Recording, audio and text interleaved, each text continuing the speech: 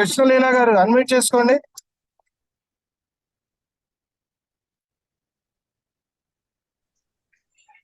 చేసుకున్నాను sir. Madam చెప్పండి, మీ experience చెప్పండి. మెడిటేషన్ ఎప్పటి నుంచి చేస్తున్నారు? మెడిటేషన్ వచ్చినాక మీ లైఫ్ లో జరిగిన ట్రాన్స్ఫర్మేషన్, హెల్త్ పరంగా, స్పిరిచువల్ గా, మీ పేరు, ఎక్కడి నుంచి క్లాస్ కి అటెండ్ అవుతున్నారు, మీ అనుభవం చెప్పండి. జనవరి నుంచి అటెండ్ అవుతున్నాను సార్ నేను దీంట్లో ఓకే మేడం, మెడిటేషన్. చెప్పండి చెప్పండి. చాలా బాగుంది సార్. ఇప్పుడు ఇందులోకి వచ్చాక హెల్త్ ఇష్యూస్ కూడా చాలా ఉంటాయి, అన్ని తగ్గిపోయాయి. కాళ్ళ నొప్పులు అలాంటివి ఉండే అది తగ్గిపోయాయి. చాలా ప్రశాంతంగా ఉంది. ఇంకా జెల్లస్ కానీ కోపం కానీ అన్ని తగ్గిపోయాయి, చాలా తగ్గిపోయాయి సార్. ఇప్పుడు చాలా బాగుంది. ఇప్పుడు మీరు వెజిటేరియన్ గా మారారా, నాన్ వెజిటేరియన్? నా వెజిటేరియన్ అయిపోయాను సార్. నాన్ వెజ్ మానేసాను మొత్తానికి. మానేసాను సార్. నాన్ వెజిటేరియన్ నేను వెజిటేరియన్ అయిపోయాను సార్. ఇప్పుడు నాన్ వెజిటేరియన్ మానేసాను. Excellent madam. మేడం ఒకసారి చెప్పి క్లాస్ చేద్దాం. మీరందరూ వెజిటేరియన్స్ గా మారారు. మెయిన్ మనకి ఆహారం అనేది వెరీ వెరీ ఇంపార్టెంట్. ప్రతిరోజు క్లాస్ లో చెప్తూనే ఉన్నాం. సో మేడం తో పాటు మీరందరూ కూడా వెజిటేరియన్స్ గా మారినందుకు పిఎస్ఎస్ మూమెంట్ తరఫున మీ అందరికి, ఎవరైతే నాన్ వెజిటేరియన్ నుంచి వెజిటేరియన్ గా మారారో వాళ్ళందరికీ కూడా పాదాభివందనాలు. Thank you. అయ్యా సార్, అలా అనొద్దు సార్. మా కోసం మేము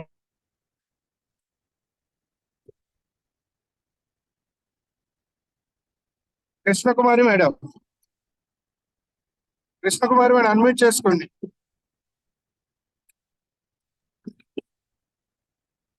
నేను ఎప్పుడో మానేశానండి.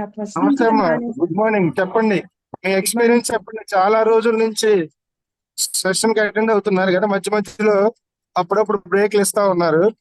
సో మీ ఎక్స్పీరియన్స్. హెల్త్ ప్రాబ్లం వచ్చిందండి, అప్పుడు మధ్యలో మానేశాను. హాస్పిటల్లో జాయిన్ అయ్యాను, అందుకని మానేశాను.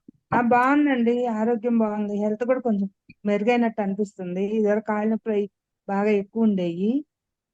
వైలేరియా ఉంది నాకు, ఎక్కువ నడిచే పరిస్థితి కాదు. కొంచెం పర్లేదు అనిపిస్తుంది. ఓకే, మనం రెగ్యులర్ గా ఇన్ని సెషన్స్ ఎలా ఉంది? నాలెడ్జ్ కానీ, మెడిటేషన్ కానీ, యోగా కానీ. కుమారి గారు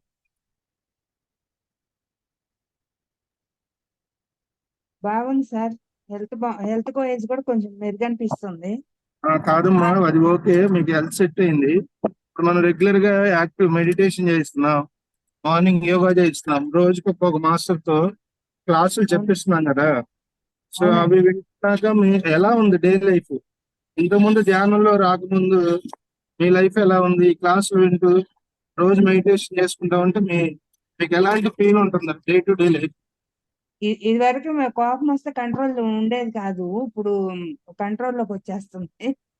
కోపం తగ్గించేస్తున్నాను సార్. కోపం వస్తే బలైపోయాడు అందరూ. ఓకే అమ్మా, థ్యాంక్ యూ.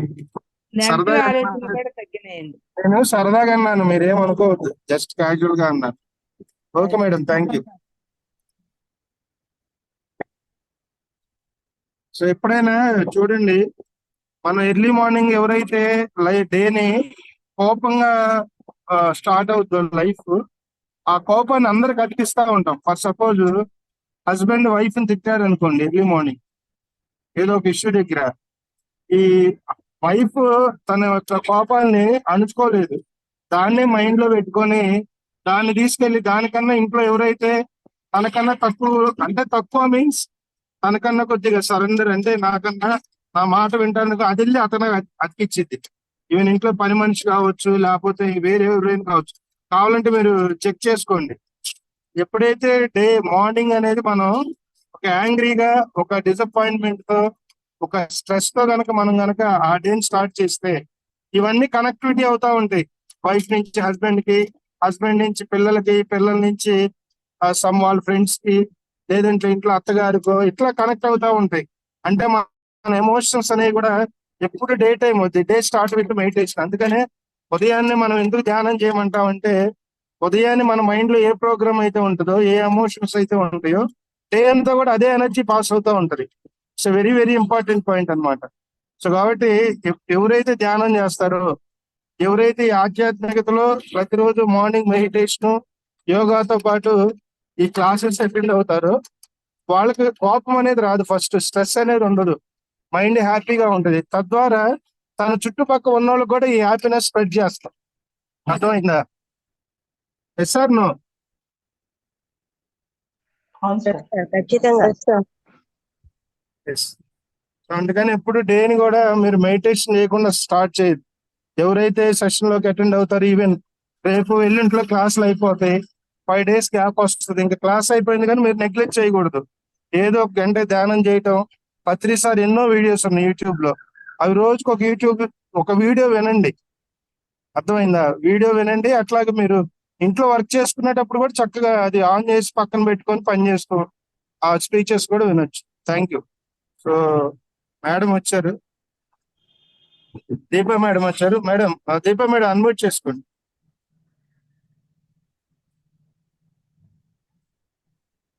మనం అందరి ఎక్స్పీరియన్స్ రికార్డ్ చేస్తాము.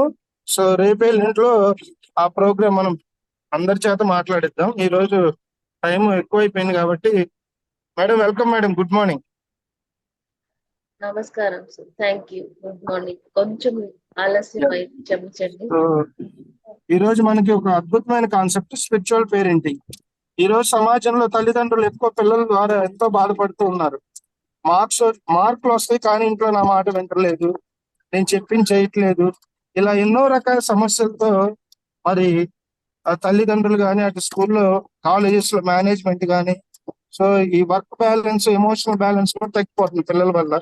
సో దాన్ని స్పిరిచువల్ గా గనక పిల్లలు మనకి కనెక్ట్ చేస్తే, ఈ మెడిటేషన్ తో గనక వాళ్ళకి కనెక్ట్ చేస్తే వాటి యొక్క బెనిఫిట్స్, సో పిల్లల్ని మనం చిన్నప్పటి నుంచి ఎలా పెంచాలి అనే విషయాలపై మనం దీపా మేడం ఈ రోజు క్లాస్ చెప్పడానికి మనకి సెషన్ కి వచ్చారు. మేడం కి మనం మనస్ఫూర్తిగా వెల్కమ్ చెప్తాం. Welcome madam. నమస్తే సార్, నాకు ఈ నమస్తే అవకాశం మేడం. మేడం, సో ఈ సెక్షన్ లో అందరు కొత్త వాళ్ళు ఉన్నారు. మనం సబ్జెక్ట్ లో వెళ్లే ముందు మీ యొక్క ఆధ్యాత్మిక ప్రయాణం, మీరు ధ్యానంలోకి ఎప్పుడు వచ్చారు, సో అది ఒక 5 minutes చెప్పి తర్వాత క్లాస్ స్టార్ట్ చేద్దాం madam. Thank you. Okay sir.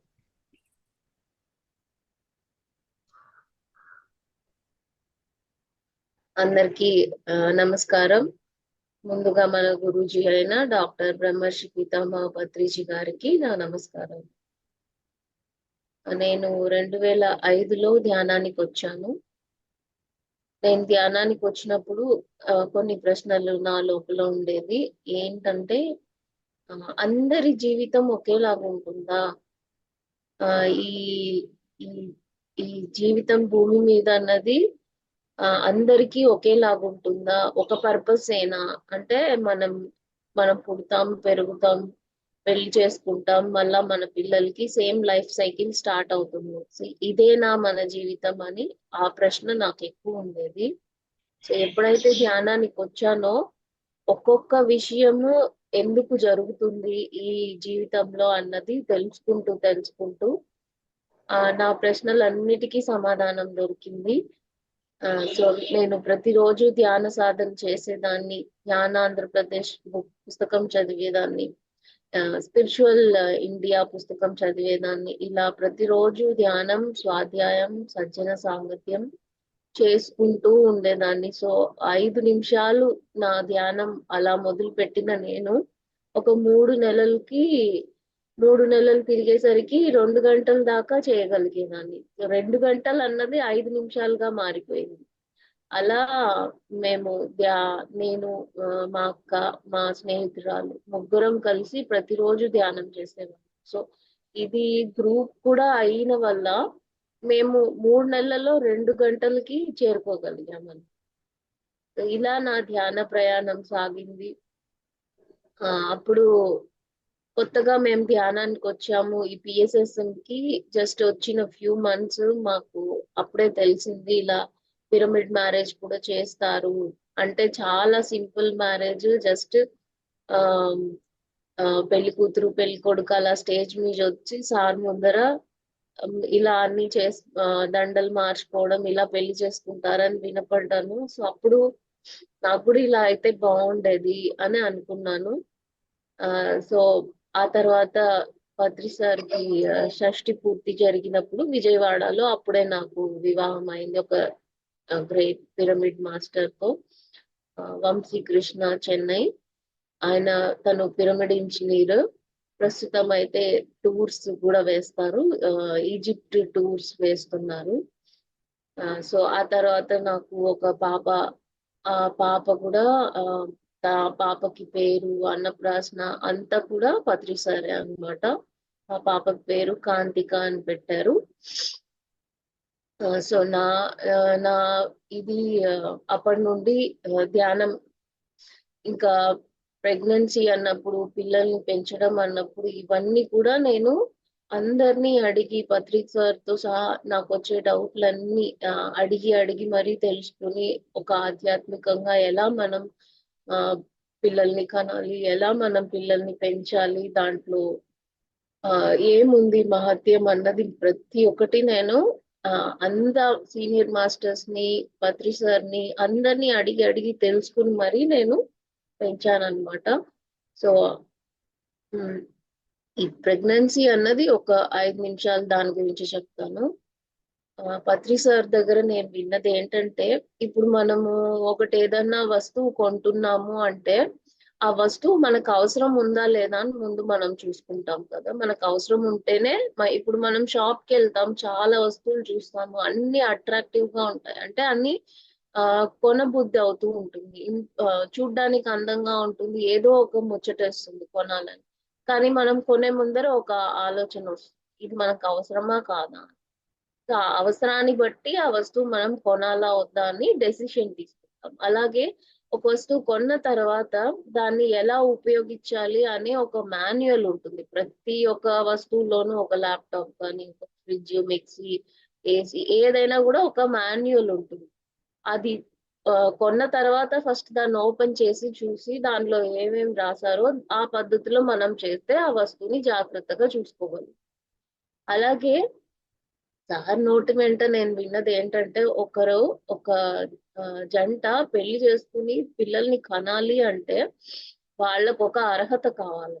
అదేంటంటే పెళ్లి అంటే ఏంటో ఫస్ట్ అది తెలుసుకోవాలంట. తర్వాత పిల్లల్ని ఎందుకు కనాలి, ఎలా కనాలి, వాళ్ళని ఎలా పెంచాలి కన్న తర్వాత. ఇవన్నీ తెలుసుకుంటే గాని పెళ్లి అన్న జోలికి వెళ్ళకూడదు అని సార్ నోట నేను విన్నానండి. సో అలా నేను అన్ని తెలుసుకోవడం మొదలు పెట్టాను.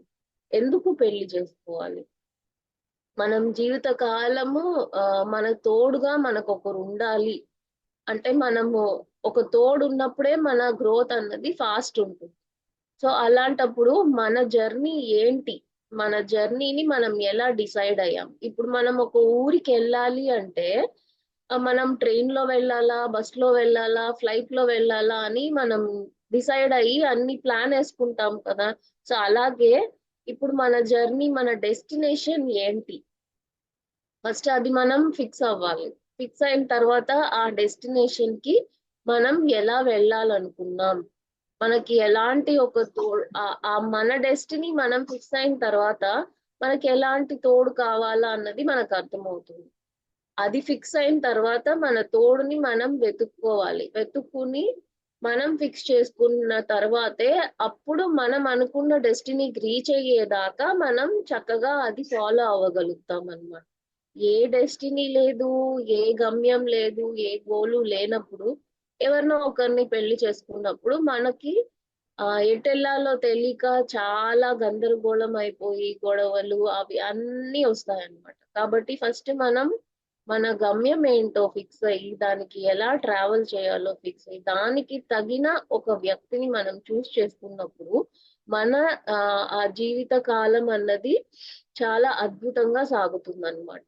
సో ఇది మొట్టమొదటి ఒక తెలుసుకోవాల్సిన విషయం. ఆ తర్వాత ఎందుకు పిల్లలు ఏంటి, ఇవన్నీ తెలుసుకోవాలా. అంటే పిల్లలు అంటే ఇప్పుడు అనిమల్స్ కూడా ఉన్నాయి, అవి కూడా పిల్లల్ని కంటూనే ఉంటాయి.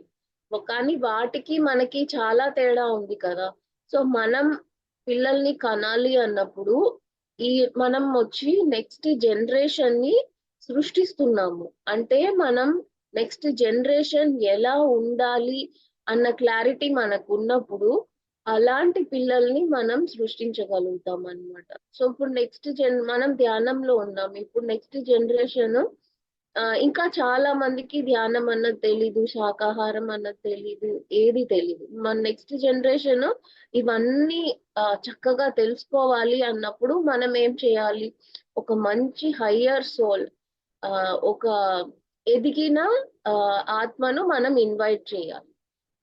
జస్ట్ ఊరికే కనడం కాదనమాట. మనము ఒక ఇన్విటేషన్ ఇవ్వగలగాలన్నమాట. ఆ హస్బెండ్ అండ్ వైఫ్ కలిసి హయ్యర్ వరల్డ్స్ కి మేము ఇప్పుడు గొప్ప మాస్టర్ ని దించడానికి మేము తయారయ్యాము, మేము అన్ని తెలుసుకున్నాము అని చెప్పి ధ్యానంలో కూర్చుని ఒక 6 నెలల పాటు అలా ధ్యాన సాధన చేసి ఇద్దరూ కలిసి చేయాలన్నమాట. చేసి ఇలా ఇన్విటేషన్ ఇచ్చినప్పుడు మన ఎనర్జీస్ కి ఏ సోల్ అయితే సెట్ అవుతుందో వాళ్ళు మ్యాచ్ చేసుకొని దిగుతారన్నమాట. యాక్చువల్ గా ఆ సోల్ దిగాలి భూమి మీద అనుకున్నప్పుడు 2 ఏళ్ల ముందు నుంచి పేరెంట్స్ ని చూస్ చేసుకొని ఒక 10 మందిని అందరినీ అబ్జర్వేషన్ చేస్తూ ఉంటుందన్నమాట. అలా అబ్జర్వేషన్ చేసి చేసి చివరికి ఎవరైతే ఇలా తయారవుతారో వాళ్ళకి హయ్యర్ సోల్ అన్నది ప్రెగ్నెన్సీలో లో దిగుతారన్నమాట. ఇది ఒక బిడ్డని దింపడంలో ఉన్న ఒక గొప్ప మహత్యం అని ఈ విషయం తెలుసుకున్న తర్వాత నాకు చాలా చాలా ఆనందం వేసి ఇంకా మేము కూడా అలాగే చేస్తామని. తర్వాత ఇంకా 9 months అన్నది మనము, నేను ఒక్క మాటలో చెప్తాను, ఆ 9 months కూడా బేబీ వచ్చి మనల్ని అబ్జర్వ్ చేస్తుంది. మనతో పాటు మన చుట్టూ ఉన్న మనుషులు, వాళ్ళ మాటలు, వాళ్ళ చేష్టలు, వాళ్ళ అన్ని విషయాలు గమనిస్తుంది అనమాట. అంటే తను ఎందుకు గమనిస్తుంది అంటే తను గమనించే దాంట్లో ప్రతి ఒక్కటి కూడా ఆ బేబీకి మైండ్ లో రికార్డ్ అయిపోతుంది. సో మనము ఆ బేబీ ఎలా ఉండాలి, ఆ సోల్, ఆ హయ్యర్ సోల్ దిగినప్పుడు ఆ సోల్ కి ఇవ్వాల్సిన కంఫర్ట్స్ అన్ని కూడా మనం తెలుసుకోవాలి. ఫస్ట్ మనం ఇంట్లో పిరమిడ్ ఉండాలి. అది చిన్నదో పెద్దదో పిరమిడ్ ఉండాలి. మన ఇంట్లో మన పత్రి సార్ స్పీచెస్, ఆ తర్వాత మంచి ఒక సంగీతము, ఆ తర్వాత ఒక మంచి వాతావరణం, ఇంట్లో అందరూ ధ్యానం చేసే వాళ్ళైతే ఇంకా ఏం చెప్పనవసరం లేదు. ఒకవేళ ధ్యానం చేయలేదు అంటే కనీసం బేసిక్ థింగ్స్ మనం గుర్తుపెట్టుకోవాల్సింది ఏంటంటే టీవీలో సీరియల్స్, న్యూస్ ఇవన్నీ లేకుండా కట్టేయాలి అంతే. ఇంకా సంగీతము, ఆర్ట్స్, ధ్యానము వీటికి సంబంధించిన విషయాలే మన ఇంట్లో మోగుతూ ఉండాలి. మాటలు, వాళ్ళు మన ఇంట్లో ఉన్న మన పేరెంట్స్ కానీ మన ఇన్లాస్ కానీ ధ్యానం చేయకపోయినా పర్లేదు, కానీ మాట మీద ధ్యాస, కనీసం ఆ మాటలు అన్నవి పాజిటివ్ గా ఉండాలి. ఆ నెగటివ్ మాటలు అన్నది రాకోకుండా మనం అట్లీస్ట్ మినిమం ట్రై చేయాలి. ఇవన్నీ ఉన్నప్పుడు ఇంకా బేబీ కంఫర్టబుల్ గా ఉంటుందన్నమాట. మనము ఆ మదర్ అన్న వాళ్ళు ఎక్కువ 5 hours 6 hours 7 hours ధ్యానం చేయగలిగారు అంటే బ్రేక్ గా కంటిన్యూగా అయితే ఎవరు కూర్చోలేరు. అలా చేసినప్పుడు మనకి ఆ బేబీతో కనెక్షన్ వచ్చేస్తుంది అనమాట. సో ఆ కనెక్షన్ వచ్చినప్పుడు మనం ఏదన్నా పొరపాటు చేసినా కూడా ఆ బేబీ మనకు గైడ్ చేస్తుంది అనమాట. సో మనము ఇక్కడ గుర్తుపెట్టుకోవాల్సింది మన ఇంట్లో వాళ్ళ ఇంట్లో వాతావరణం ప్లస్ మనం ఎక్కువ ధ్యానం చేయాలి. బేబీతో కమ్యూనికేట్ అయ్యేంత ఎక్కువ ధ్యానం మనం చేయాలి. అండ్ ఇంట్లో పిరమిడ్ పెట్టుకోవాలి. ఈ 3 ఉన్నప్పుడు ఆ హయ్యర్ వరల్డ్ నుంచి వచ్చిన ఆ సోల్ కి అన్ని కంఫర్ట్స్ దొరుకుతుంది అనమాట. తన పర్పస్ ఏంటో, తను హోమ్ లో ఏం చేయాలో అది తను హ్యాపీగా చేసుకుంటుంది.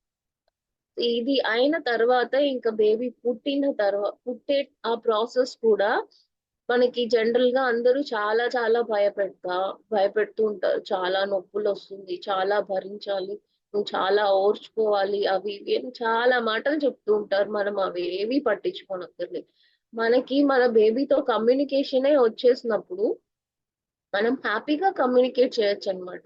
నువ్వు బయటకు వచ్చే ఆ సమయాన్ని నేను చాలా విలువైన సమయంగా భావిస్తున్నాను. మన ఇద్దరం చాలా ఆ సమయాన్ని అద్భుతంగా సృష్టిస్తాము అని మనం మాట్లాడితే చాలు, ఆ బేబీ ఎప్పుడు రావాలనుకుంటుందో మనకు మెసేజ్ ఇస్తుంది.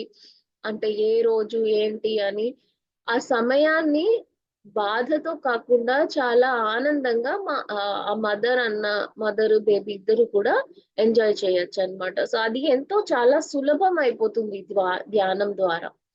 ఆ తర్వాత పుట్టిన తర్వాత ఆ 7 years 1 to 7 years అన్న పీరియడ్ వాళ్ళు ఎలా ఉంటారంటే, వాళ్ళ చెవులు అన్నది ఎప్పుడు యాక్టివ్ గా ఉంటుంది. 100% ఓపెన్ గా ఉంటుంది. ఇప్పుడు మనం చూస్తాం, మన కళ్ళకి మూతలు ఉన్నాయి, మన ఆ, మూతికి మూతలు ఉన్నాయి, మన ముక్కు కూడా సమ్ టైమ్స్ మనం క్లోజ్ చేసుకుంటాం. కానీ చెవులు క్లోజ్ చేసినా గానీ అందులో శబ్దాలు అన్నవి వెళ్తూనే ఉంటాయి అన్నమాట. అప్పుడు మనం ఒక విషయంలో చాలా జాగ్రత్తగా ఉండాలి. ఏంటంటే ఆ మన చుట్టూ ఉన్న వాళ్ళు మాట్లాడే మాటలు, చేష్టలు, ఆ వాళ్ళు వాళ్ళ యొక్క అన్ని విషయాలు అండ్ ఆ తల్లి యొక్క అన్ని విషయాలు, ఆ పిల్లలు 1 నుంచి 7 సంవత్సరాల లోపల ఉన్న పిల్లలు మొత్తం గమనిస్తూ ఉంటారు.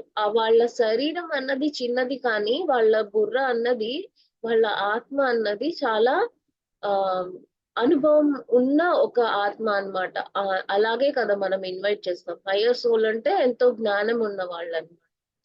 సో వాళ్ళకి ఎంతో జ్ఞానం ఉంటుంది, ఎన్నో విషయాల్లో అనుభవాలు ఉంటాయి.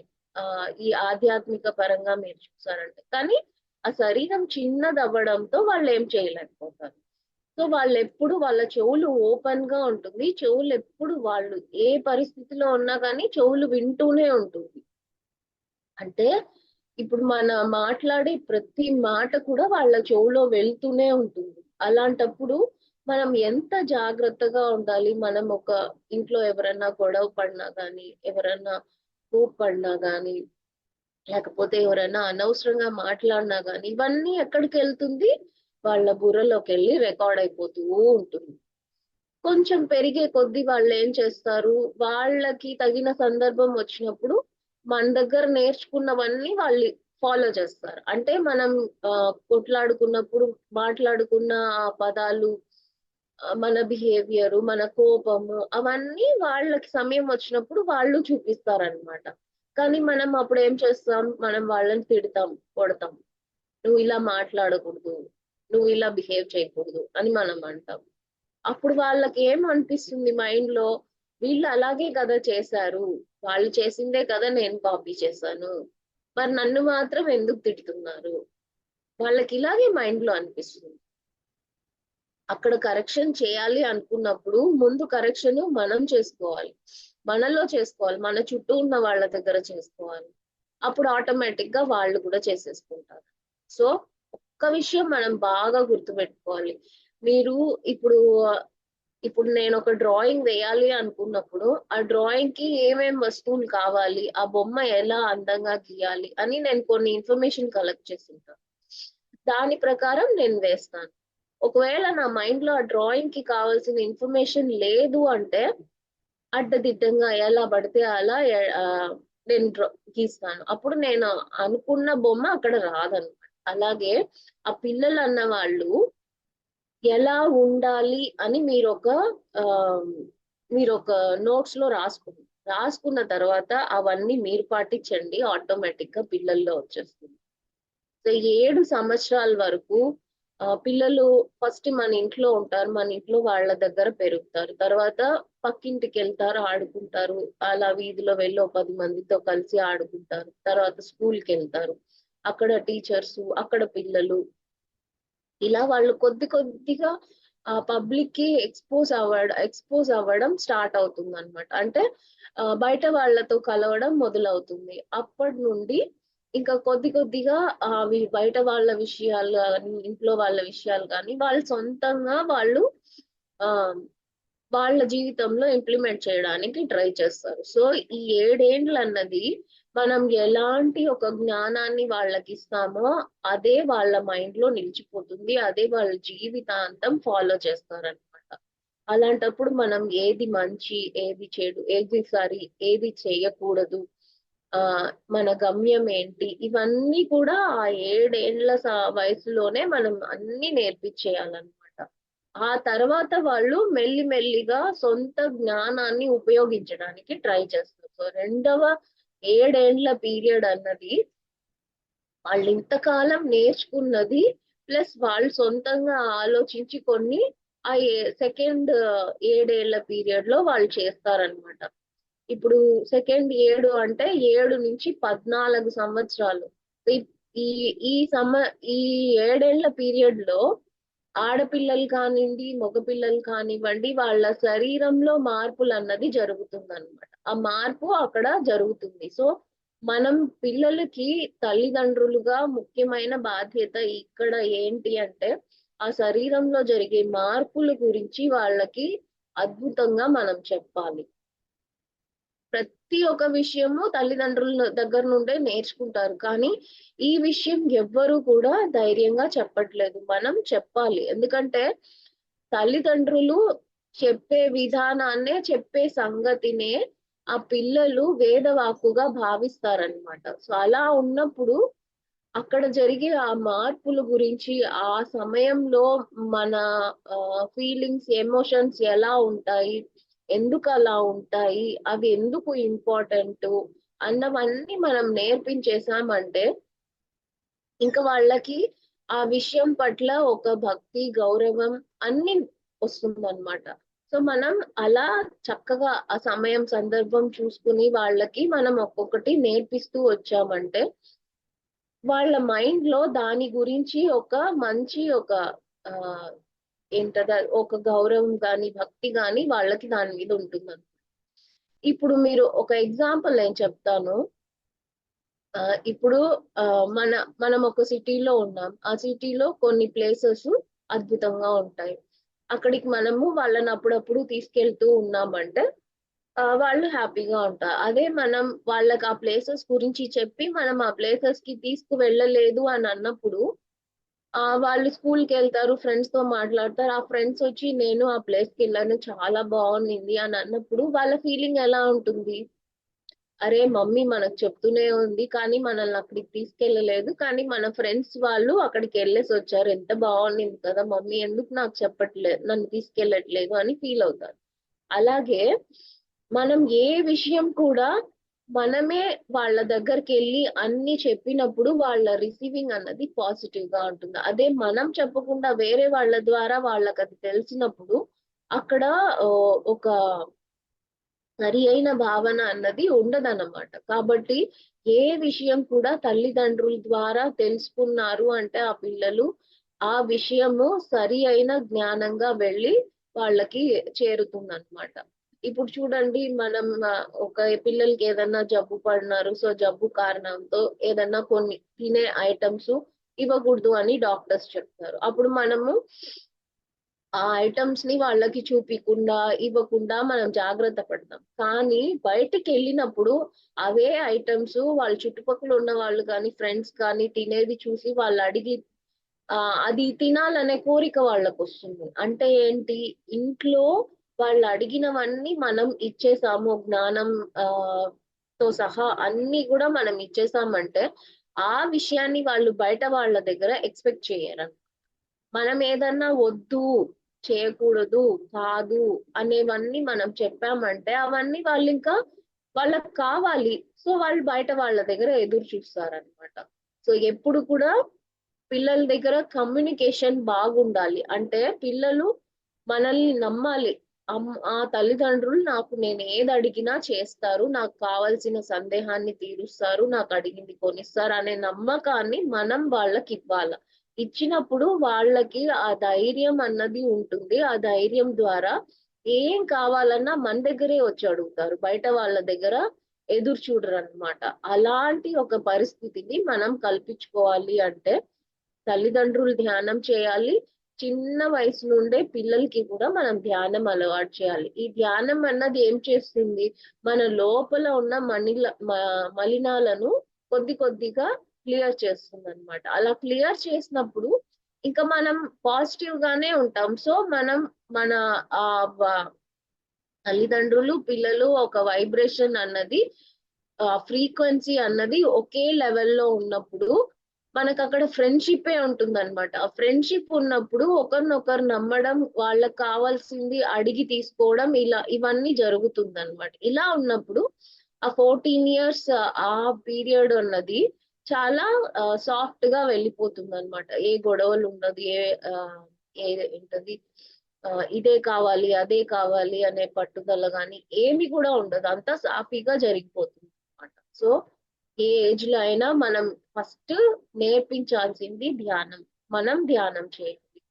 మనం వాళ్ళకి ఏది నేర్పించాలనుకుంటామో ఆ విషయం మనం ఫస్ట్ కరెక్ట్ గా ఫాలో అవుతున్నామా లేదా అన్నది చూసుకోవాలి. ఇంకొక ముఖ్యమైన విషయం ఏంటంటే, పిల్లలు అన్నాక ఎక్కువ ప్రశ్నలు వేస్తూనే ఉంటారు. వాళ్ళ ఒక క్వశ్చన్ బ్యాంక్ అని అనుకోవచ్చు మనము. ఎందుకంటే వాళ్ళ ఆలోచనలు ఎప్పుడు కొత్త విషయాలను తెలుసుకోవాలనే ధ్యాస మీదే ఉంటుందన్నమాట. కాబట్టి వాళ్ళు ప్రశ్నలు వేస్తూనే ఉంటారు. ఆ ప్రతి ప్రశ్నకి కూడా మనం జవాబు ఇవ్వటానికి ట్రై చేయాలి. అలా కూడా మనకి తెలియలేదు అన్నప్పుడు మనము ఆ చిన్న బిడ్డ, నేను పెద్ద అనే ఈగో లేకుండా, నాకు ఈ ప్రశ్నకి సమాధానం తెలియలేదు, నాకు కొంత సమయం ఇవ్వు, నేను తెలుసుకుని నీకొచ్చి చెప్తాను అనే మాట్లాడే ఒక పద్ధతి మనం నేర్చుకోవాలన్నమాట. అలా ఉన్నప్పుడు పిల్లలకి ఎలాంటి ఒక సందేహం వచ్చినా మన దగ్గరే వచ్చి అడుగుతారు. మన లోపల ఈ అండర్స్టాండింగ్ లేనప్పుడు వాళ్ళు ఎవరెవరినో అడగడం మొదలు పెడతారు. వాళ్ళు ఎవరెవరినో అడిగినప్పుడు ఆ అడిగిన వ్యక్తి ఎలాంటి వాళ్ళో వాళ్ళకి తెలీదు. ఆ చెప్పే ఆన్సర్ కరెక్టో కాదో వాళ్ళకి తెలీదు. మనకు తెలీదు. అప్పుడు ఇబ్బందిలో పడిపోతారనమాట. కాబట్టి ఈ ఫ్రెండ్షిప్ అన్నది రావాలంటే మనం ధ్యానం చేయాలి. వాళ్ళతోనూ ధ్యానం చేయించాలి.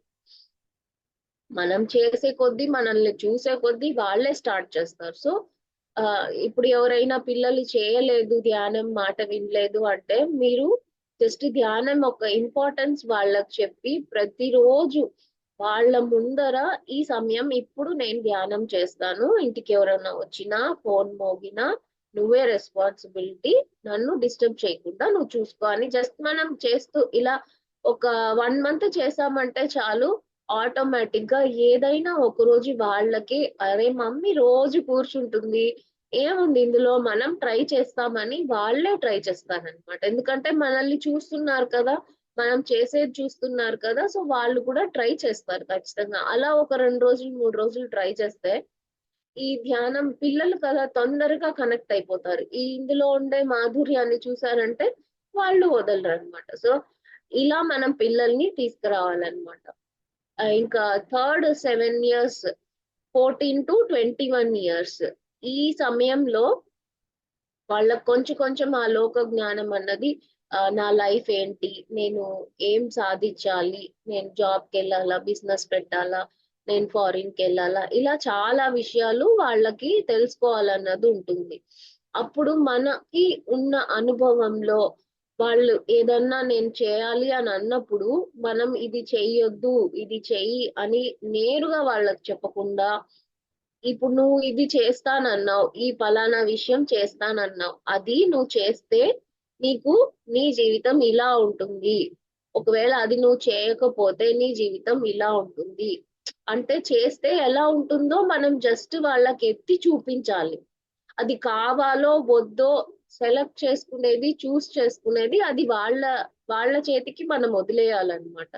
ఎందుకంటే ప్రతి అడుగు మనమే వాళ్ళకి అందిస్తూ ఉన్నామంటే, లైఫ్ లో ఏదన్నా ప్రాబ్లం అన్నది వచ్చిందంటే అక్కడ వాళ్ళు నిలబడలేరు, పడిపోతారనమాట. అందుకని వాళ్ళు చేయాలనుకున్న దాన్ని సరిగ్గా చేయడానికి మనము హెల్ప్ అవ్వాలి. ఆ తర్వాత వాళ్ళు అనుకునింది వాళ్ళే చేయగలిగేలాగా మనం వాళ్ళని ప్రిపేర్ చేయాలన్నమాట. అంటే ఎంత పెద్ద తుఫాన్ వచ్చినా గాని, ఎంత పెద్ద ప్రళయం వచ్చినా గాని వాళ్ళు నిలబడి ఎదుర్కొనేంత ఒక శక్తిని మన మాటల ద్వారా, మన ప్రేమ ద్వారా, మన మీద వాళ్ళకున్న ఆ నమ్మకం ద్వారా వాళ్ళకి మనం ఇవ్వాలన్నమాట.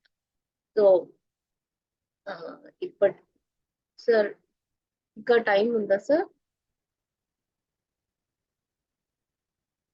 ఓకే. సో ఇలా ప్రతి అడుగు కూడా మనం ఆచితూచి జాగ్రత్తగా వేయాలన్నమాట పిల్లల దగ్గర. ఒక విషయం వాళ్ళు చేస్తాను అని అన్నప్పుడు మనకు ఒక అలవాటు ఉంటుంది. ముందు అది ఏంటో ఏమో, అది ఉపయోగమో లేదో ఏం తెలుసుకోకుండా వద్దు అని చెప్పేసి ఫస్ట్ పిల్లల దగ్గర వద్దు, చేయొద్దు, నువ్వు ఇది చేయకూడదు, ఇలాంటి మాటలు మనం రానివ్వకుండా చూసుకోవాలి. ఇప్పుడు ఒక ఎగ్జాంపుల్ నేను చెప్తాను. ఒక ఇద్దరు పేరెంట్స్, ఒక బాబు, వాళ్ళు వాళ్ళని ఆ బాబుని ఆ పేరెంట్స్ గుడికి తీసుకెళ్తారనమాట. ప్రతిరోజు తీసుకెళ్తారు. అక్కడ గోపురం మీద పెయింటింగ్స్, కొన్ని వర్క్స్ అలా చేస్తూ శిల్పం చెక్కే వాళ్ళు ఉండారనమాట. ప్రతిరోజు ఆ బాబు వెళ్ళేటప్పుడు అక్కడికి వాళ్ళు ఎలా వెళ్తున్నారు, వాళ్ళు అక్కడ ఏం చేస్తున్నారు అన్న దాన్ని ఆ బాబు చూస్తూ గమనిస్తూ ఉన్నాడని. ఒక రోజు ఆ బాబు ఏదో అడుగుతారు వాళ్ళ పేరెంట్స్ ని, వాళ్ళు ఒప్పుకోరన్నమాట. సో ఆ రోజు ఆ గుడికి అలాగే వెళ్తారు. వెళ్ళిన తర్వాత ఆ పేరెంట్స్ గుడి లోపలికి వెళ్ళిపోతారు. ఈ బాబు వెళ్ళడం వాళ్ళు చూడరు. ఈ బాబు మెల్లిగా ఎక్కి ఆ గోపురం మీద ఆ మనిషి ఎక్కడైతే ఏవైతే పని చేస్తున్నాడో అలా చేస్తూ చేస్తూ పైకి వెళ్ళిపోతాడు. ఆ పేరెంట్స్ దేవుళ్ళంతా మొక్కి తిరిగి గుడంతా చూసి ఎక్కడ బాబు కనిపించలేదని అలా వెతుక్కుంటూ వస్తే బయటికి వచ్చిన తర్వాత ఇలా పైకి చూస్తే బాబు ఉన్నది గమనిస్తారని. ఎందుకమ్మా పైకి ఎక్కావు అంటే, నేను అడిగింది మీరు నాకు చేయలేదు కదా, సో నేను ఇక్కడే ఉంటాను, నేను కిందికి రాను, మీ దగ్గరకు అస్సలు రాను అని అలా చెప్తాడనమాట.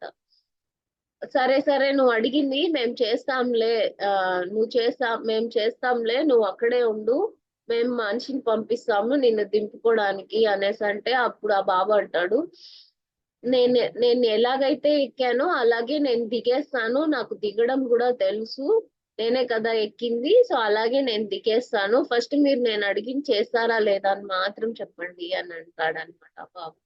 వాళ్ళు భయపడ్డారు, ఆ బాబు అక్కడి నుంచి దూకేస్తాడేమో, సూసైడ్ చేసుకుంటాడేమో అని తల్లిదండ్రులు భయపడి, సరేనమ్మా నువ్వు అడిగినట్టే చేస్తాము అనేసి అంటారనమాట. అనగానే ఆ బాబు మెల్లిగా ఆ దారి గుండానే దిగి కిందకు వచ్చేస్తాడనమాట.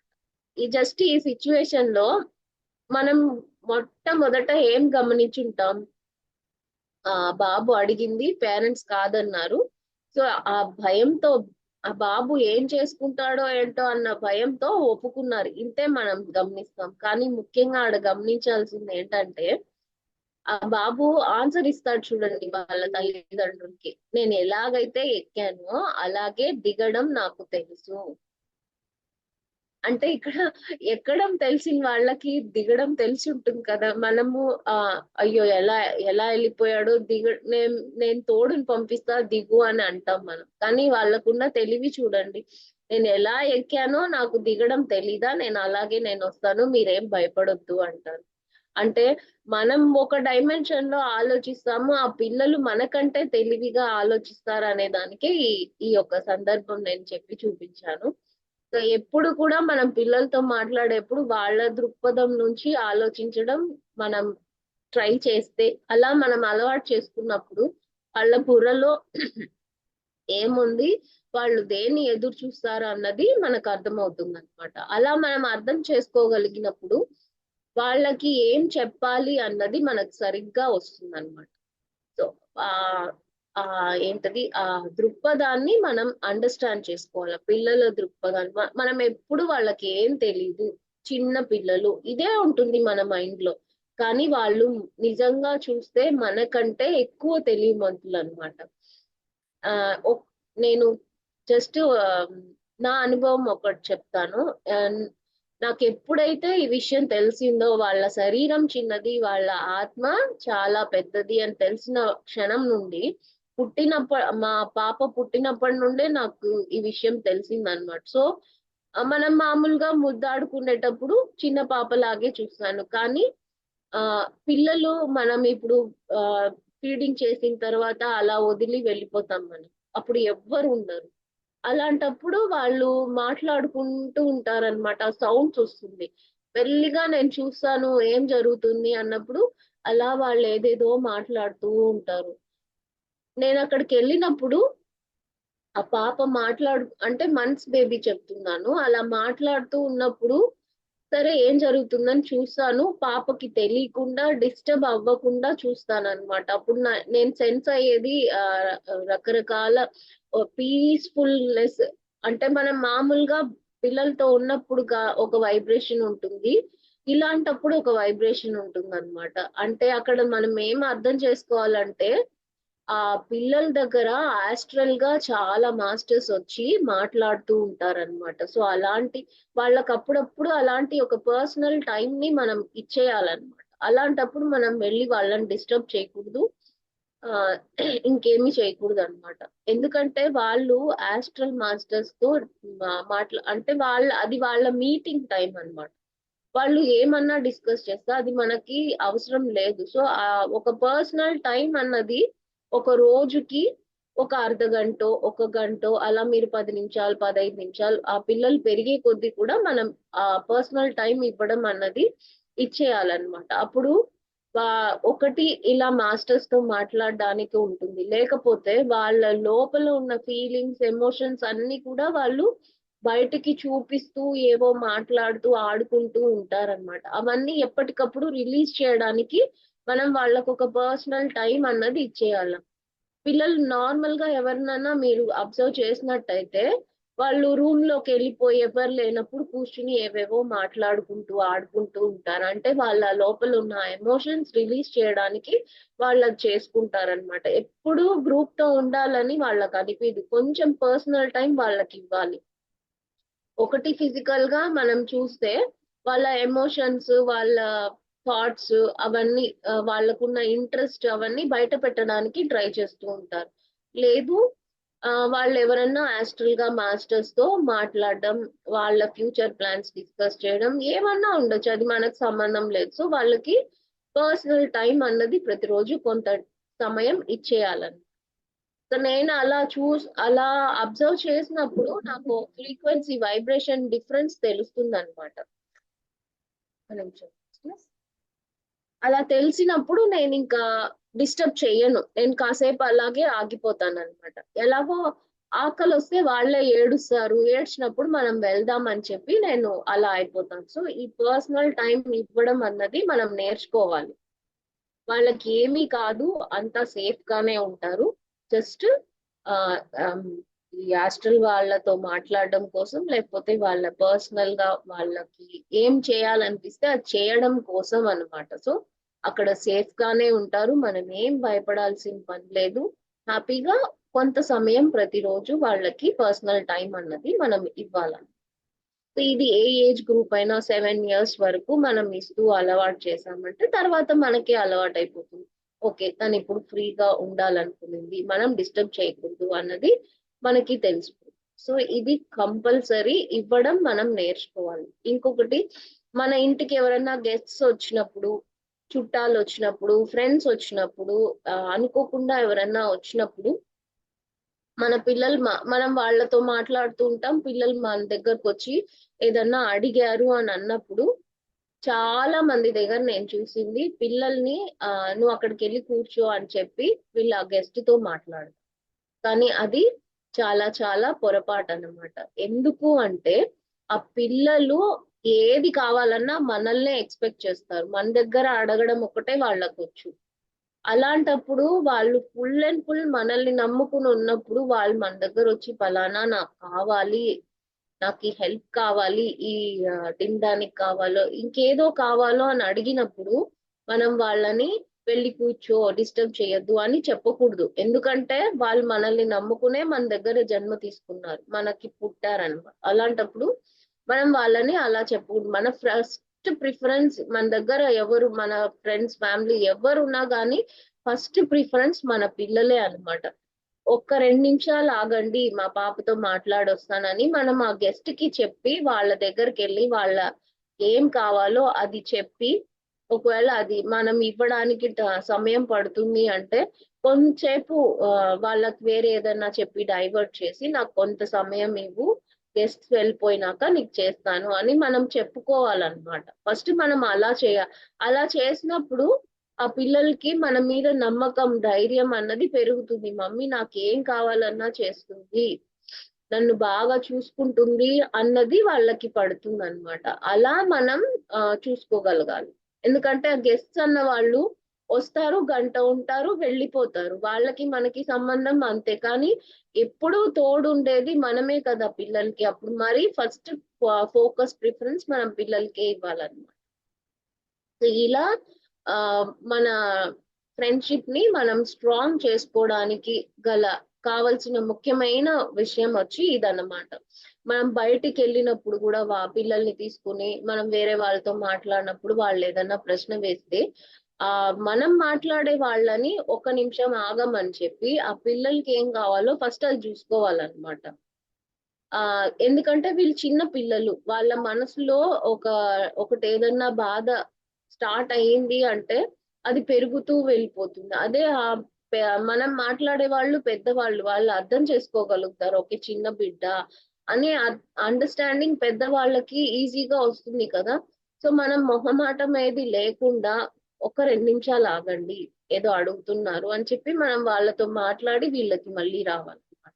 మనం మొహమాట పడకూడదు. వాళ్ళు ఏమనుకుంటారో ఏమో అని మనం వాళ్ళ గురించి ఆలోచిస్తున్నాం. మనల్ని నమ్ముకొని వచ్చిన మన పిల్లల గురించి మనం మర్చిపోతున్నాం. సో ఈ సమయం ఇలాంటి ఒక సందర్భంలో ప్రతి ఒక్క తల్లిదండ్రులు వాళ్ళ ఎరుకను చూసుకుంటూ పిల్లలతో మాట్లాడాలి. ఇది చాలా చాలా ఇంపార్టెంట్. ఇలా చాలా ఉన్నాయి. ఇవాళ నేను చాలా ముఖ్యమైన విషయాలు చెప్పాను. సో అందరికీ అర్థమైంది అనుకుంటున్నాను.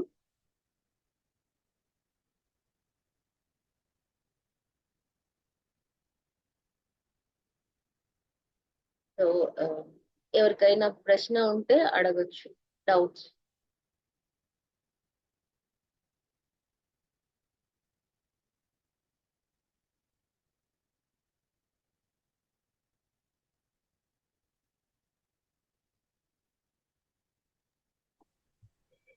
నమస్కారం మేడం. ఇప్పుడు చిన్నపిల్లలు చాలా మంకు పట్టు పడుతుంటారు కదా, వాళ్ళని ఎలా కంట్రోల్ చేయాలి? మన ధ్యాన దీంట్లోకి తీసుకురావడానికి ఏం చేయాలి? ఫస్ట్ వాళ్ళని మనం ఒక పిరమిడ్ తీసుకోవాలి. ఆ పిరమిడ్ కింద పడుకునేలాగా చూసుకోవాలి. వాళ్ళు కూర్చున్నప్పుడు, ఆడుకున్నప్పుడు, డే టైంలో పడుకున్నప్పుడు మాక్సిమం ఆ పిరమిడ్ లో టైం స్పెండ్ చేసేలాగా చూసుకోవాలి. అలా చేసినప్పుడే 50% మీకు వాళ్ళల్లో ఉన్న ఆ మంకు పట్టు అవన్నీ కూడా వెళ్ళిపోతుంది. తర్వాత వాళ్ళకి ఏం కావాలి, వాళ్ళ మైండ్ లో ఏముందో వాళ్ళని మాట్లాడమని చెప్పి మనము రకరకాల క్వశ్చన్లు వేసి వాళ్ళని మాట్లాడమని చెప్పి అలా మనం చూడొచ్చు. అలా మాట్లాడినప్పుడు వాళ్ళ మనసులో ఏం బాధ ఉంది, ఎలాంటి దుఃఖం ఉంది, వాళ్ళు ఏం కోరుకుంటున్నారు, వాళ్ళు కోరుకున్నది వాళ్ళకి వీలు కానప్పుడే అది ఆధ్యాత్మికంగానూ ఉండొచ్చు, అది భౌతికంగానూ ఉండొచ్చు. వాళ్ళు కోరుకున్నది జరగనప్పుడే అలాంటి పట్టు అన్నది వాళ్ళు చేస్తారండి. సో ఫస్ట్ పిరమిడ్ యూజ్ చేసుకోండి, వాళ్ళతో ఎక్కువ సమయం మాట్లాడండి, బయటికి తీసుకెళ్ళి పర్సనల్ టైం వాళ్ళతో స్పెండ్ చేయండి. అలా చేసినప్పుడు వాళ్ళ మనసులో ఏముందో మనం తెలుసుకోగలుగుతాం. అది తెలిస్తే మనం కరెక్షన్ చేయాలి. ఓ, ధన్యవాదాలు.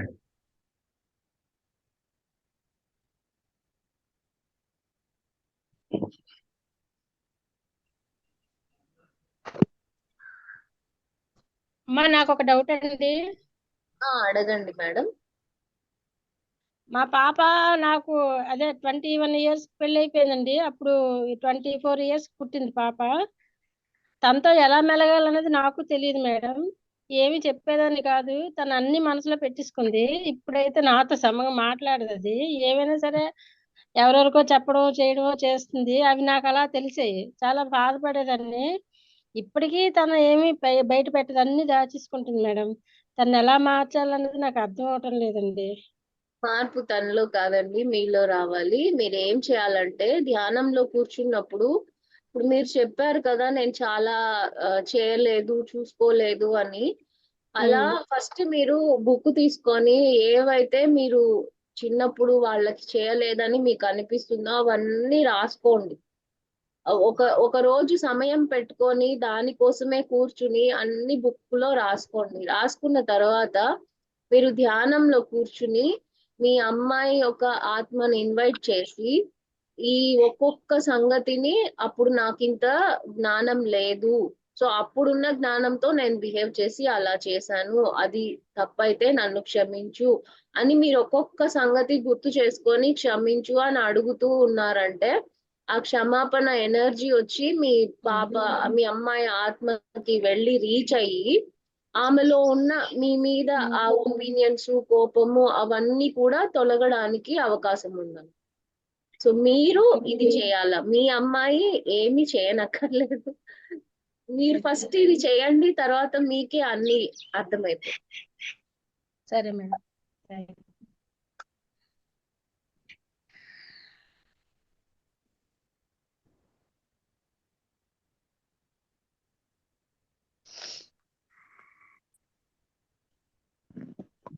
ఓకే, ఇంకేమైనా డౌట్స్ ఉంటే అడగండి. నమస్తే మేడం. నమస్తే మేడం. మేడం, మా పాపకి 6th క్లాస్ అయిపోయింది. హలో, వింటున్నారా? వింటుందండి. తను చిన్నప్పుడు చాలా మెచ్యూర్డ్ గా ఉండేది మేడం. చిన్నప్పటి నుంచి కూడా ఎప్పుడు చిన్న పాపలాగా బిహేవ్ చేసేది కాదు. మెచ్యూర్డ్ గా మాట్లాడేది చాలా చిన్నప్పటి నుంచి, 1 year అప్పటి నుంచి కూడా. సో తన మీద నేను చాలా హోప్స్ పెట్టుకున్నాను అనమాట, తను IAS అవ్వచ్చు అట్లాగా. ఇప్పుడు ఈ మధ్య రీసెంట్ గా చిన్న పాపలా బిహేవ్ చేస్తుంది. ఏంటో ముద్దు ముద్దుగా మాట్లాడాలని ట్రై చేయడం. నేను తన్ని కోపడుతున్నాను, ఏంటి చిన్నప్పుడు ఇంత మెచ్యూర్డ్ గా ఉండేదానివి, ఇప్పుడు ఎందుకు ఇలా చేస్తున్నావు, ఎందుకు తిట్టించుకుంటున్నావు అని. అది కరెక్టేనా? ఎందుకు సడన్ గా అలా బిహేవ్ చేస్తుంది? 6th స్టాండర్డ్ అంటే దగ్గర దగ్గర 11 years ఉంటుంది yes madam, 11th year continue అవుతుంది. పిల్లలు 10 years తర్వాత వాళ్ళ ఓన్ మైండ్ స్టార్ట్ అవుతుందంటే వాళ్ళు రకరకాలుగా ఉండడానికి ట్రై చేస్తారనమాట. మీరు చెప్పారు కదా చిన్నప్పుడు చాలా మెచ్యూర్డ్ గా తను ఉండింది అని. సో ఆ చిన్నప్పుడు ఉన్న అమాయకత్వం తనకి ఇప్పుడు కావాలనిపిస్తుంది, సో అలా బిహేవ్ చేస్తుంది. అది మీరు ఏమి దాన్ని తిట్టద్దు, తనకి నచ్చిన నాళ్ళు అలా ఉండనివ్వండి, ఆ తర్వాత తనే మారిపోతుంది. అంతేనా? అంటే ఆ మెచ్యూరిటీ ఏమైంది, ఎందుకు ఈ పిల్ల ఇలా బిహేవ్ చేస్తుంది తిక్కలుగా వాళ్ళ దగ్గరే ఉంటుంది, అనిపిస్తుంది. జస్ట్ వాళ్ళ ఆ బిహేవియర్ ని ఎంజాయ్ చేస్తున్నారు అంతే. అంటే చిన్నప్పుడు అమ్మాయి అలా అల్లరి చేయలేదు కాబట్టి అది ఇప్పుడు చేస్తుంది అంతే. ఉండొచ్చు, అది అలా తీర్చుకోవాలనే చూస్తారు కదా చాలా మందిని వాళ్ళు కూడా. సో అలా చూసినప్పుడు అవేమన్నా వాళ్ళకి చేయాలనిపిస్తే సో అలాంటివి ఉంటాయి. ఈ ఏజ్ లో మనకి శరీర మార్పులు అన్నది స్టార్ట్ అవుతుంది కదా, వాటి గురించిన జ్ఞానము మీరు కొద్ది కొద్దిగా ఎక్కడైనా సందర్భం వచ్చినప్పుడు, మీరు పర్సనల్ గా మీ పాపతో మాట్లాడేటప్పుడు, ఫ్రీ టైం ఉన్నప్పుడు వాటి గురించిన జ్ఞానాన్ని మీరు ఇవ్వండి. Okay madam. మీరు ఎన్నేళ్ల నుండి ధ్యానం చేస్తున్నారు?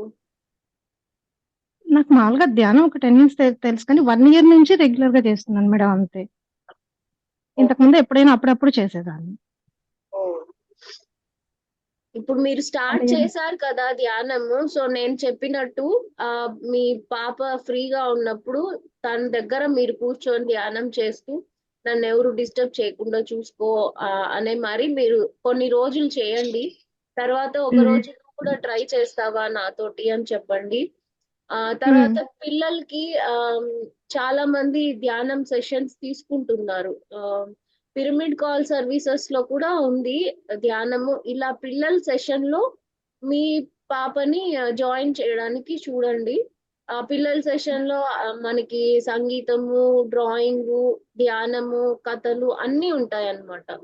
అలా ఉన్నప్పుడు వాళ్ళకి ఇదేదో ఒక కొత్త వింత చేయాలి అనే ఒక ఫీలింగ్ ఉండదు, అన్నిటితో పాటు చేస్తారు. అంటే పిల్లలకి సంబంధించి అలాంటి ఏమైనా ప్రోగ్రామ్స్ పెట్టినప్పుడు వాళ్ళని తీసుకెళ్ళమంటారు. జూమ్ లోనే చాలా జరుగుతున్నాయి madam. Weekly sessions, daily sessions చాలా ఉన్నాయి. సార్ మీరు ఎవరన్నా ఈ మేడం కి ఆ పిరమిడ్ కాల్ సర్వీస్ లింక్ గానీ ఏదన్నా పిల్లల సెషన్స్ ని కనెక్ట్ చేయండి సార్. సార్ మేడం నాకు ఇక్కడ తెలుసు. నిన్న మనం ఖచ్చితంగా కూర్చున్నాం కదా సార్, నిన్న మనం కూర్చున్నాం కదా, నిన్న మనం రామలక్ష్మి గారితో కూర్చున్నాం కదా గార్డెన్ లో. సార్ రామలక్ష్మి గారితో గార్డెన్ లో కూర్చున్నాం కదా, అక్కడికి వచ్చేయండి ఆహా. కిషోర్ మేడం, గారు. పిల్లల సెషన్ చెప్తున్నారు, విన్నారా మీరు? లేదు మరి సార్ ఎవరితోనూ మాట్లాడుతున్నారు. అదే ఎక్కడో గార్డెన్ లో కూర్చున్నారంట, అక్కడికి రమ్మంటున్నారు. మీకు దగ్గర అయితే అక్కడికి వెళ్ళండి, లేదంటే మీరే లేదు లేదు మేడం, మేడం సారీ, నేను వ్యాలీలో సార్ ఉన్నాను. వ్యాలీలో అంటే అక్కడ జరిగే ప్రోగ్రామ్ గురించి ఎవరినో పిలుస్తున్నారు. మేడం మీరు పిరమిడ్ కాల్ సర్వీస్ అని యూట్యూబ్ లో వేయండి, తెలుగు అని వేయండి, వస్తుంది. అందులో నంబర్ వస్తుంది, ఫోన్ నంబర్ గానీ ఏదన్నా లింక్ వస్తుంది. అలా వెళ్ళి మీరు చూడండి, పిల్లల సెషన్ ఉంది ఖచ్చితంగా. అందులో మీ అమ్మాయిని పార్టిసిపేట్ చేయడానికి చూడండి. వాళ్ళు పిల్లలు కాబట్టి పిల్లలు అందరూ ఉన్నప్పుడు అక్కడ ధ్యానం చేయడం వాళ్ళకి ఇంట్రెస్టింగ్ గా ఉంటుంది. Okay madam, thank you.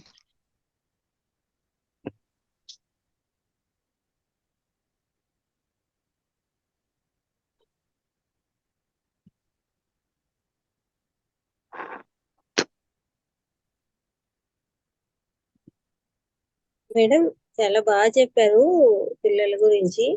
నేను నా పెళ్లి కాకముందే ఈ ధ్యానంలోకి రావడము, పిల్లల గురించి అవగాహన ఇట్లనే చేసుకున్నాను. అయితే ఇప్పుడు మా బాబుకు ఒక 13 ఏళ్ళు, 8th స్టాండర్డ్. అయితే వాళ్ళ ఫ్యూచర్ గురించి మనం ఎట్లా నిర్ధారణ చేసుకోవాలండి? వాళ్ళు ఏమవ్వాలి, ఎలా వాళ్ళ ఫ్యూచర్ మనం సెలెక్ట్ చేసుకోవాలి అని?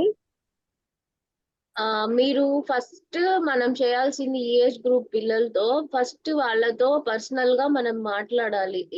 ఏది అంటే ఎక్కువ మనం మాట్లాడడం స్టార్ట్ చేసినప్పుడు వాళ్ళ మైండ్ లో ఎలాంటి థాట్స్ వెళ్తున్నాయో మనకు అర్థమవుతుంది.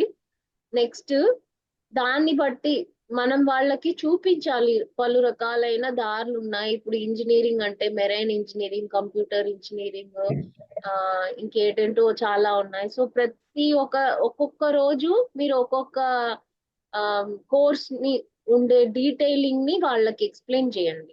ఏదో ఒక సందర్భం అనుకోని అదే పనిగా కూర్చుని చేయొద్దు.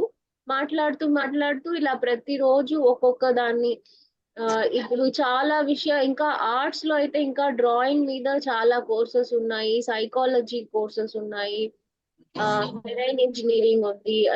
ఇలా చాలా రకాలైన కోర్సెస్ ఫస్ట్ మీరు బ్రౌజ్ చేయండి, అన్ని రాసుకోండి. ప్రతిరోజు ఒక్కొక్క దాని మీద జ్ఞానాన్ని వాళ్ళకి ఇవ్వండి. అలా మీరు ఇస్తూ ఉన్నప్పుడు వాళ్ళకి ఏది నచ్చితే అది వాళ్ళు క్యాచ్ చేసుకుంటారు. వాళ్ళు క్యాచ్ చేసుకుని నోరు తెరిచి నాకు ఇది నచ్చింది అని అన్నప్పుడు దాని గురించిన అవగాహన, జ్ఞానము మీరు ఇంకా ఎక్కువ ఇవ్వడానికి మీరు ట్రై చేయాలి. అలా మీరు ఇస్తూ ఉన్నారంటే దాన్నే పట్టుకుని వాళ్ళ ఆ దారిలోనే వెళ్ళిపోతారండి. అంటే ఇప్పుడు బాబు ఐఐటి పరంగా నేను చెప్పిన అవగాహన దాని గురించి తను విచారించుకోవడం జరిగింది. అమ్మ నేను దీనికోసం వెళ్తా. అయితే మధ్యలో అది వ్యసనం అవుతుందో ఏమైతుందో తెలియదు మేడం. ఒక గేమ్ అనే పరంగా వెళ్తూ ఉంటాడు. కొంచెం టైం దాని మీదే ఉంటాడు అనమాట. వాళ్ళ ఫ్రెండ్స్ తో కలిసి గేమ్ ఆడడము, పొద్దున్నే లేవడము, మామూలుగా స్కూలు అంతా ఉంటుంది. మధ్యలో భగవద్గీత క్లాస్ ఉంటుంది. 10 to 11 భగవద్గీత క్లాస్ ఖచ్చితంగా అటెండ్ అవుతాడు. ఏమైనా శ్లోకాలు ఉంటే అవి నేర్చుకుంటాడు. మిగతా అన్నింట్లో బానే ఉంటాడు. కానీ అదేమంటాం చూడండి, మధ్యలో ఒక చోట డైవర్ట్ అయిపోతాడు. ఎంత చేసినా కూడా నేను ఎంతనా చెప్పు ఫోన్ పక్కన తీసి పెడతాం, ట్యాబ్ తీసి పెట్టేస్తాను అన్నా కూడా మళ్ళా ఎక్కడో చోట దారి తెలుసుకునేసి ఇంకో దారి మా ఫోన్ లో అయినా ఎక్కడో చోట తీసుకొని ఆ గేమ్ లోకి వెళ్తాడు అనమాట. అయితే అందులో దాని నుంచి తను కొన్ని మంచిగా నేర్చుకున్నాడు. వాడికైతే హిందీ అనేది అస్సలు రాదు మేడం. తెలుగు ఇంగ్లీష్ ఉండే. కానీ ఆ గేమ్ లోకి వెళ్ళి వాడు ఎంత ఫ్లూయెంట్ గా హిందీ మాట్లాడతాడంటే దాంట్లోకి వెళ్ళినాక ఎవరు కూడా వాడిని అనుకోరు వాడు తెలుగు వాడని. అంత హిందీ బాగా నేర్చేసుకున్నాడు. అందులో ప్లస్ ఉంది, నాకు మైనస్ ఉంది. గేమ్ ఆడడం మైనస్ అయితే ఆ గేమ్ ద్వారా వాడు హిందీ నేర్చేసుకున్నాడు. అట్లా నేనేం నీకు చెడు మార్గంలో పోనమ్మా, నీకు డబ్బులు ఖర్చు పెట్టాను, నేను మామూలుగా ఆడుకుంటాను, దాంట్లోనే సంపాదించుకుంటున్నాను ఏదో చెప్తాడండి ఆ గేమ్ గురించి. దాంట్లో నేను నీ డబ్బులు పెట్టి ఆడట్లేదు, నేనే పాయింట్స్ గెలుచుకున్నాను, నేనే ఆ ఫ్రూట్స్ గెలుచుకున్నాను, అవేమో చెప్తాడు అనమాట. ఇంకా మీరు కొనిచ్చే పని లేకుండా నేనే దాంట్లో సంపాదించుకున్నాను, ఫ్రీగానే వచ్చేసాయి నాకు 1000 పాయింట్స్ వచ్చేసాయి. డబ్బులు పెట్టి అందరూ కొనుక్కున్నారు నా ఫ్రెండ్స్, నేను మటుకు కొనలేదు కదా. ఎలా చెప్పాలి మేడం, నాకు అర్థం కావట్లేదు. అయితే చదువులో నంబర్ 1 టాప్ లో ఉంటాడు, ఎప్పుడు ఫస్ట్ ర్యాంక్. అదే మంచి ఏమంటాం ఏకసంధాగ్రాహి, స్కూల్లో విన్నది ఇంటికి వస్తే చాలు, మళ్ళీ ట్యూషన్స్ ఏం అవసరం లేదు, మంచి టాలెంట్ ఉంది. అయితే ఏకసంధాగ్రాహులకు చెడు అయినా గ్రహిస్తారు, మంచి అయినా తొందరగా గ్రహిస్తారు కదా. మీ అలా బాబు భయం అవుతుంది నాకు. క్లారిటీగానే ఉన్నాడు, మీరు ఏ చింత పడొద్దు. తన దానిలో తను వదిలేం, జస్ట్ చూసుకుంటూ ఉండండి అంతే. తను బాగా క్లారిటీగా ఉన్నాడు, తనకేం ఉన్నాడు మేడం, ఏదైనా నేను దీంట్లోకి వెళ్తాను అనే క్లారిటీ ఉంది. అయితే గేమర్ అయిపోతానులే, ఐఐటిలోని గేమ్ తీసుకుంటాను అంటాడు మేడం, ఏం చేయాలో అర్థం కావట్లేదు. అది కూడా మంచి ఫీల్డే కదండి, మంచి డబ్బులు వస్తుంది, హ్యాపీగా అలౌ చేయండి అంతే. భయం అవుతుంది మేడం, ఒకసారి దాంట్లో పడిపోయే అవకాశాలు ఉన్నాయి, నిలబడే అవకాశాలు ఉన్నాయి, అది తెలియదు కదా. పడిపోతే లేచి నిలబడే ధైర్యాన్ని మీరు ఇవ్వండి అంతే. అదొక్కటి మనం ఇవ్వగలిగితే వాళ్ళు ఎంతటి దాన్నైనా జయించగలుగుతారు. పడిపోయాము అని అక్కడికక్కడే బాధపడుతూ కుమిలిపోతూ ఉండకుండా లేచి నిలబడడం కూడా మనం నేర్పి. మేడం మీకు ఇది కూడా నేను చెప్పాలా, ఒకసారి గేమ్ లో ఎవరో వేరే వాడు వచ్చేసి తన దగ్గర ఉన్నది తీసేసుకున్నాడంట. నేను మాయమాటలు చెప్పి నేను నీకు ఈ ఫ్రూట్ ఇస్తాను, నాకు ఇది ఇవ్వు అన్నాడంట, తీసేసుకున్నాడు. వాడు ఫ్రాడ్. అది తీసేసుకోవడం వల్ల వీడు ఏడ్చుకుంటే కిందికి వచ్చాడు, నాన్న పోతే పోయిందిలే, నువ్వు మళ్ళా సంపాదించుకోలేవా, దానికేముంది అని మేము అన్నాం. ఆ తర్వాత ఎవరన్నా అట్లా ఫ్రాడ్ వాడు వచ్చాడు అంటే వీడు తెలుసుకొని మిగతా గేమర్స్ అందరికి వాళ్ళతో పాటు ఆడే వాళ్ళకి ఇతను ఫ్రాడు, జాగ్రత్త పడండి, ఇలా మాట్లాడుతున్నాడు అంటే వీడు మంచివాడు కాదంటే వెంటనే వాడు డిలీట్ అయిపోతున్నాడు మేడం. ఇలాంటివి కూడా చేస్తున్నాడు. అంతే మరి, ఇంకేంటి, మీ అబ్బాయి కరెక్ట్ అయిన దారిలోనే భయపడాల్సిన పని లేదంటారా? Thank you madam. ఒకటి చెప్పండి చేయమనండి. Thank you madam. మేడం ఇంకా డౌట్స్ ఏమైనా ఉంటారా అండి, లేదంటే సెషన్ క్లోజ్ చేద్దాం. Gautami madam, Gautami madam, Gautami. Okay, end చేస్తాను. ఎండ్ చేయొద్దు, ఇంకా అవలా. సరే, ఇంకేమైనా డౌట్స్ ఉంటే అడగండి మేడం, ఇంకెవరైనా.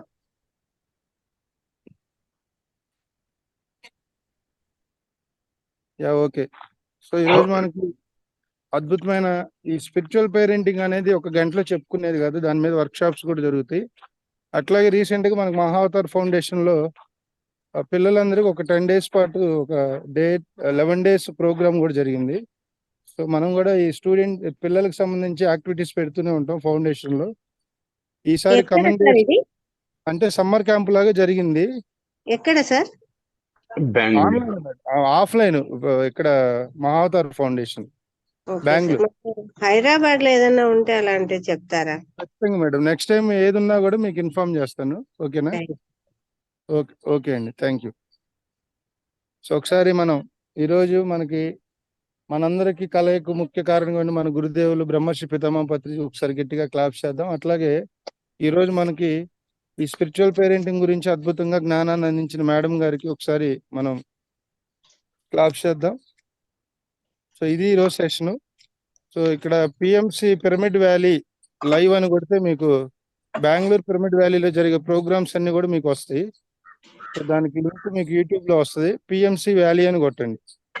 పిఎంసి వ్యాలీ లైవ్ అంటే డే అంతా కూడా ఇవాళ రేపు ఎన్నో యాక్టివిటీస్ జరుగుతూ ఉంటాయి. ఇక్కడ మెడిటేషన్, సత్సంగాలు, అట్లాగే రకరకాల వర్క్ షాప్స్ జరుగుతాయి. అట్లాగే రేపు ఈవినింగ్ బుద్ధ పౌర్ణమి సందర్భంగా మనకి జూమ్ లో ఆన్లైన్ లోనే మనం ప్రతి నెల ఎలా అయితే పౌర్ణమి ధ్యానం చేసుకుంటాం, ఈ నెల కూడా అలా క్లాస్ పౌర్ణమి మెడిటేషన్ ఉంటుంది. రేపు ఎవరు మిస్ అవ్వద్దు. Thank you masters. Thank you madam. Thank you so much Deepa గారు. సార్ నాకు ఈ అవకాశం ఇచ్చిన దానికి మీకు ధన్యవాదాలు సార్. Thank you.